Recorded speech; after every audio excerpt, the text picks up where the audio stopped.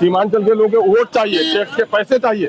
सीमांचल का विकास इनका subject matter नहीं है कि एक लावा है जो उनके खिलाफ फूट रहा है। जदयू को अपना खुद करना, विरोध करने का मामला किया, जदयू को फैसला करना चाहिए।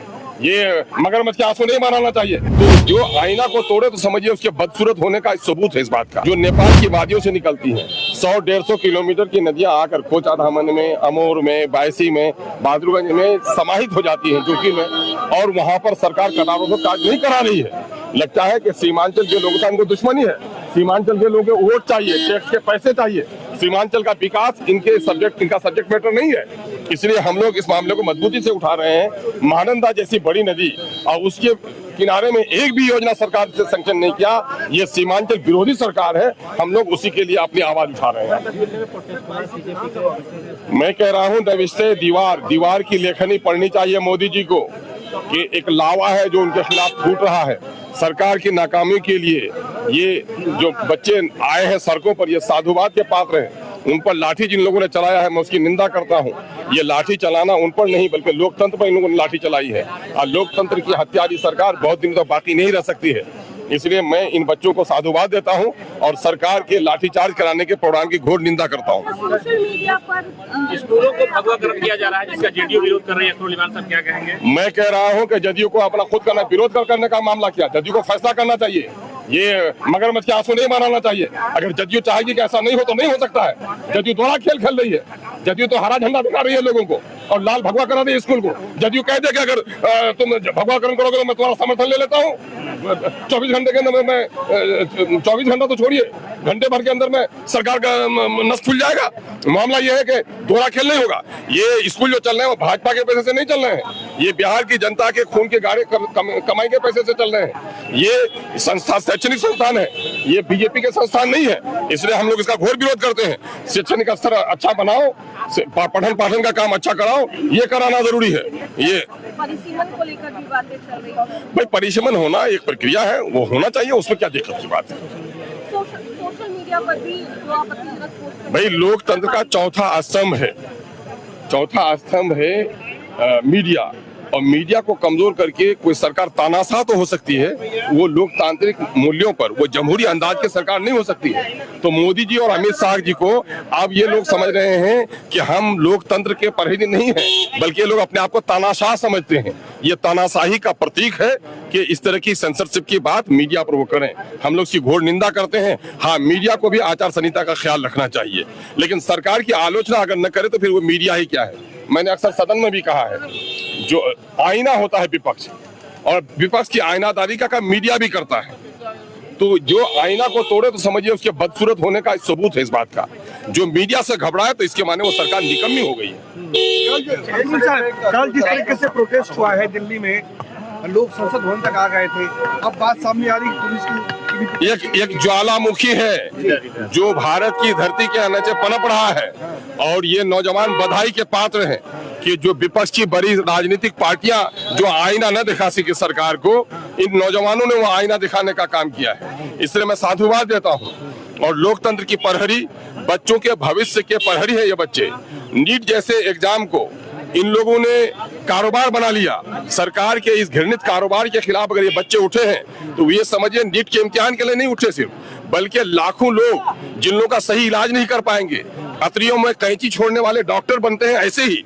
इसलिए मैं समझता हूं कि देश के आम नागरिकों की सुरक्षा का सवाल है। इसलिए इन पर लाठी चलाना ये दरिंदगी है, ये सरकार की गुंडागर्दी है। मैं इसकी निंदा करता हूं। और इन नौजवानों ने जिस तरह से सरकार के गलत कार्यकलाप के खिलाफ आवाज उठाई है, मैं उसको साधुवाद देता हूं। एक और सवाल है, करने दीजिए आपको। सुन रहे थे सोशल मीडिया पे लिखना, मैं कह रहा हूँ सेंसरशिप नहीं कैसा है, डिक्टेटर के हाथ तो ये मुमकिन है, लोकतंत्र में ये मुमकिन नहीं है, ऐसा होने नहीं दिया जाएगा। अख्तरुल इमाम AIM प्रदेश अध्यक्ष अख्तरुल इमाम ने साफ तौर पर कहा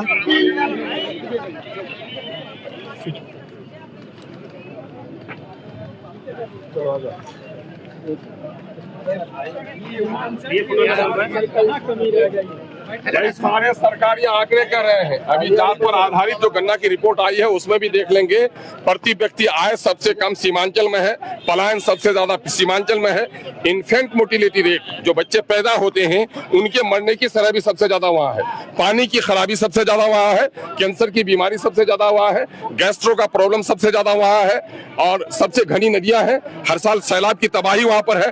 तो सारे आंकड़े कह रहे हैं। और फिर हम सीमावर्ती क्षेत्र हैं, तो उस सीमावर्ती क्षेत्र में सिर्फ पुलिस को, सिपाही को लेकर पहरा करेंगे? हम तो चाहते हैं कि सीमांचल के हमारे बाप दादाओं ने देश को उसको खंडित होने से बचाने का काम किया था, तो सीमांचल का विकास नहीं करना, देश के विकास के रास्ते को रोकना है। इसलिए सीमांचल डेवलपमेंट खंड बनाने का हम लोगों ने शुरू दिन से मामला किया। धारा 371 के तहत सीमांचल डेवलपमेंट काउंसिल हमारा मुतालबा है, और सीमांचल की अनदेखी हुई है। ये सरकार इंसाफ के साथ तरक्की की बात कर रही है।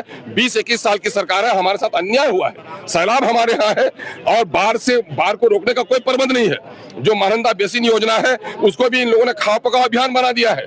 हम लोग का साफ मुतालबा है कि हमारे यहाँ बाढ़ उतना प्रॉब्लम नहीं है, इतना कटाव प्रॉब्लम है।